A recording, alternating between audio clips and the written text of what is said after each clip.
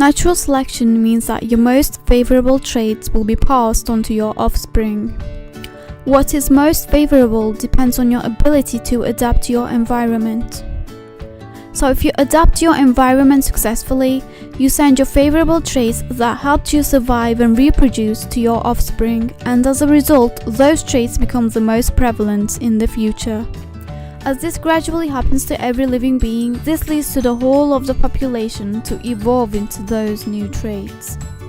This is where the term survival of the fittest comes from.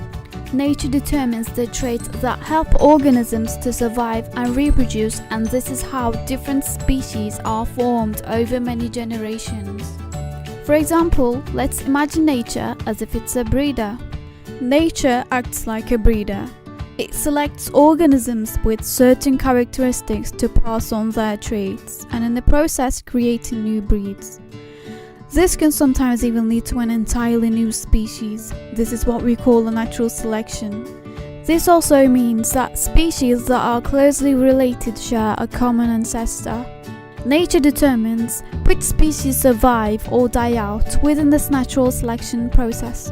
What determines whether an organism lives or dies depends on their traits that are important for their survival. For example, imagine you're a bird and that you have to compete with all the different types of birds around you.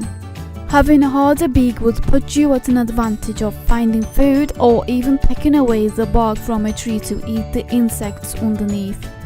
The others with softer beaks may struggle to do this, leading to malnutrition or starvation and as a result death. So they will neither live long enough nor be healthy enough to reproduce, making their genes untransferable.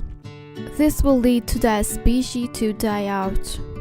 The fittest bird in this scenario is the one with the hardest beak, so that's why they will evolve into a generation of harder beaked birds, because all the ones with soft beaks die out, leading to only the birds with big beaks to survive and pass on genes.